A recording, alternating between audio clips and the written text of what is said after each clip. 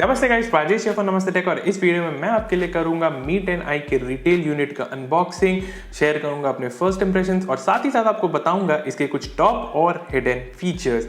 लेकिन video start करने के पहले अगर आप हमारे चैनल पे पहली बार आए हो तो नीचे सब्सक्राइब बटन दबा देना और साथ ही साथ बेल आइकन दबा देना ताकि आपको हमारे फ्यूचर वीडियोस की नोटिफिकेशंस मिलती रहे।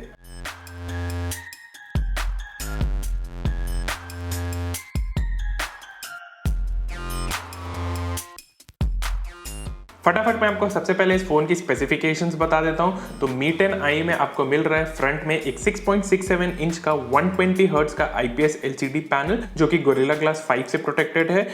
ये जो डिस्प्ले की रिफ्रेश रेट है ये एक तरफ से आप कह सकते हो कि अडेप्टिव है क्योंकि इसमें 48, 50, 60, 90 और 120 हर्ट्ज के डिफरेंट मोड्स हैं। दो एज ए यूजर आप सिर्फ 60 हर्ट्ज और 120 हर्ट्ज मोड के बीच में स्विच कर सकते हो।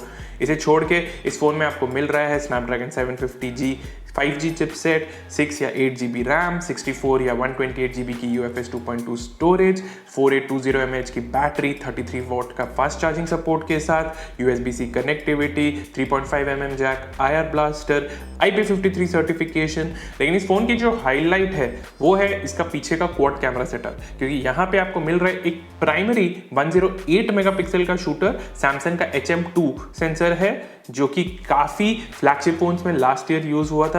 इसे छोड़ के एक 8 मेगापिक्सल का अल्ट्रा वाइड कैमरा है और 2 मेगापिक्सल के डेप्थ और मैक्रो सेंसर्स हैं।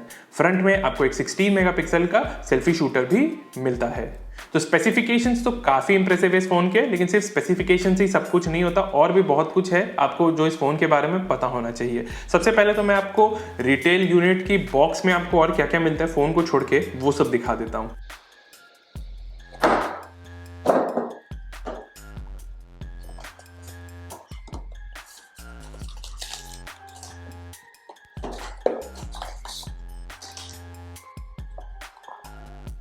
केबल और एक बहुत ही मोटा सा 33 वॉट का फास्ट चार्जर। इसे छोड़ के यहाँ पे आपको सिम इजेक्टर पिन मिल रहा है और रेगुलेटरी पेपर्स छोड़ के एक ये TPU केस भी मिल रहा है। ये TPU केस इंटरेस्टिंग है क्योंकि आप देख सकते हो पूरा ट्रांसपेरेंट नहीं है, थोड़ा फ्रॉस्टेड फिनिश है इसका। जनरली पूरा ट्रांसपेरेंट आता है लेकिन यहाँ पे एक फ्रॉस्टेड लुक है, दिखने में काफी अच्छा ही लग रहा है एंड प्रोटेक्शन भी अच्छा दे रहा है। आप देख सकते हो कि एजेस जो है वो रेज्ड है तो ये डिस्प्ले को प्रोटेक्ट करेगा इन केस फोन कभी आपके हाथ से गिर भी जाता है तो भी।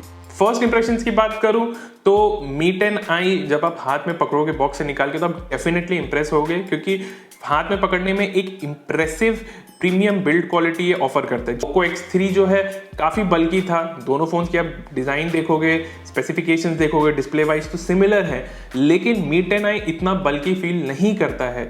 प्राइमरीली इसी रीजन से क्योंकि इसमें आपको एक थोड़ा छोटा बैटरी मिल रहा है और इसकी जो डायमेंशंस है, जो थिकनेस है प्राइमरीली वो थोड़ी और कॉम्पैक्ट है और इस वजह से ये ज्यादा बेटर फील करता है, एक ज्यादा अप मार्केट फोन फील करता है। पोको X3 लास्ट ईयर में मेरा one of the favourite phones था लॉन्च होने वाला, लेकिन भाई बहुत बड़ा और बल्की था। अगर आप भी इसी कारण से पोको X3 नहीं ले रहे थे तो डेफिनेटली आपको मी 10i पसंद आएगा, क्योंकि ये एक स्लाइटली बेटर पैकेज है। डिजाइन की और एक हाईलाइट तो ये है कि यहाँ पे आपको IP53 सर्टिफिकेशन मिल रहा है। तो ये फोन वाटर रेजिस्टेंट तो नहीं है, लेकिन एटलीस्ट आप इस पे अगर गलती से भी थोड़ा बहुत पानी गिरा देते हो या बारिश में यूज कर लेते हो तो इसे कुछ होगा नहीं। तो ये याद रखना कि स्टैंडर्ड इंडियन वारंटी में किसी भी तरह का लिक्विड या वाटर डैमेज कवर नहीं होता है। तो अगर आप इस फोन को डैमेज कर देते हो लिक्विड के कारण तो Xiaomi इसे ठीक नहीं करेगा फ्री में, तब आपके ही पॉकेट से पैसे जाने वाले हैं भाई। डिस्प्ले 6.67 इंच, 120 हर्ट्ज, 450 निट की रेटेड ब्राइटनेस, गोरिल्ला ग्लास 5 से प्रोटेक्टेड। टिपिकल Xiaomi का LCD पैनल है, यहाँ पे ज्यादा कुछ बोलने का है नहीं। पोको X3 में भी आपको एक सिमिलर डिस्प्ले मिलता है। डिस्प्ले की viewing angles, brightness, colours, contrast सब अच्छे हैं। तो ये बात मैं जरूर कहूंगा कि अगर आप एकदम डायरेक्ट और हार्श सनलाइट में यूज करोगे ना तो शायद आपको ब्राइटनेस थोड़ी कम लगे। मे बी अब इट्स टाइम कि Xiaomi जो अपने डिस्प्लेज फोन के हैं उसकी ब्राइटनेस को थोड़ा और बढ़ाए, मे बी 550 निट 600 निट्स तक रखे, ताकि डायरेक्ट सनलाइट में जो डिस्प्ले की एलिजिबिलिटी है वो थोड़ी और बढ़ जाए। बट अदरवाइज सॉलिड डिस्प्ले, किसी तरह के कोई इश्यूज नहीं है, मल्टी टच को लेके नहीं है, व्यूइंग एंगल्स भी अच्छे हैं, कलर्स वर्लर्स भी सब अच्छे हैं। ऐसा नहीं है कि आप ऑफ एंगल से देखोगे तो कलर्स का कोई डिस्कलरेशन हो जाएगा, ऐसा कोई भी इशू यहाँ पे नहीं है। जो फिंगरप्रिंट स्कैनर है वो पावर बटन में साइड में इंटीग्रेटेड है एंड काफी अच्छा फिंगरप्रिंट स्कैनर है, ये जल्दी फोन को अनलॉक कर देता है। And compare to in screen fingerprint scanners मैं तो पावर बटन वाला फिंगरप्रिंट स्कैनर डेफिनेटली प्रेफर करूंगा। परफॉर्मेंस की ओर बढ़ते हैं तो स्नैपड्रैगन 750G चिपसेट है तो परफॉर्मेंस तो अच्छी है ही, लेकिन यहाँ पे एक दो कैच है। पहला, भले ही आपको यहाँ पे 120 हर्ट्ज की डिस्प्ले मिल रही हो, लेकिन out of the box display की रिफ्रेश रेट 60 हर्ट्ज पे ही सेट की गई है। लेकिन जब आप इसे 120 हर्ट्ज पे स्विच करोगे ना, आपको इमीडिएटली डिफरेंस समझ में आएगा स्मूथनेस का। So that's actually a very good thing. मैंने जितना भी इस फोन को अभी तक यूज किया है, मुझे इसकी स्मूथनेस को लेके कोई भी कंप्लेंट्स नहीं है। परफॉर्मेंस बहुत स्मूथ था, एनिमेशन सब बहुत स्मूथ थे। 120 हर्ट्ज में मैं यहाँ पे बोल रहा हूँ, किसी भी तरह का लैग्स नहीं था, स्टटर नहीं था, कुछ भी स्किप्ड फ्रेम्स नहीं थे। एंड ये ध्यान में रखिएगा कि जब भी आपका इस फोन को MIUI 12.5 का अपडेट मिलेगा, तब इसकी जो परफॉर्मेंस है वो थोड़ी और इंप्रूव होगी, क्योंकि MIUI 12.5 में Xiaomi ने बहुत सारे GPU rendering wise improvement introduce किए हैं। एक डिसअपॉइंटिंग बात जो लगी मुझे इस फोन की वो ये है कि आउट ऑफ द बॉक्स ये रन करता है MIUI 12, लेकिन वो बेस्ड है Android 10 पे, ना कि Android 11 पे। वैसे तो Android 11 के most of the privacy features आपको MIUI 12 में मिल रहे हैं या फिर MIUI 12.5 में आ जाएंगे, लेकिन स्टिल इस फोन को आउट ऑफ द बॉक्स अब Android 11 रन करना चाहिए था। इट्स हाई टाइम कि इंडियन OEMs जब भी एक नया फोन लॉन्च करें, स्पेशली जब गूगल ऑलरेडी एक एंड्रॉइड का OS निकाल दिया, उसे निकले हुए ऑलमोस्ट 3-4 महीने हो चुके हैं, तब आपके पास कोई एक्सक्यूज नहीं कि आप एक नया फोन निकालोगे एक ऐसा एंड्रॉइड का वर्जन रिलीज के साथ जो कि कम से कम 1 से 1.5 साल पुराना है। अब MIUI 12 तो वैसे का वैसा ही है, एंड क्योंकि Xiaomi का फोन है तो ब्लोटवेयर भी है, स्पैम नोटिफिकेशन भी आपको मिलेंगे, पर एड्स नहीं मिलेंगे सिस्टम UI पे, जो कि जनरली आपको बजट रेडमी फोन्स में देखने मिलता है। एक चीज जो शायद बहुत लोगों को बदर करे वो ये है कि Mi 10i में आपको गूगल का फोन ऐप और गूगल मैसेजेस ऐप स्टॉक मिलते हैं, ना कि Xiaomi का फोन ऐप और मैसेजेस ऐप। फोन ऐप से बहुत लोगों को फर्क पड़ेगा, क्योंकि गूगल का जो फोन एप्लीकेशन है वो उतना फीचर रिच नहीं है जितना कि Xiaomi का फोन ऐप होता है।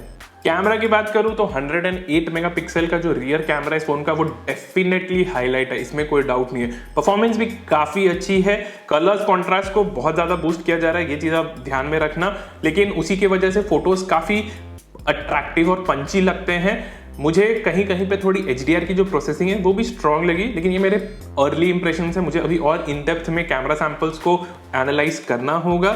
एक बात है कि 8 मेगापिक्सल का जो ultra wide angle camera, I think इस फोन में 12 मेगापिक्सल का सेंसर Xiaomi को यूज करना चाहिए था।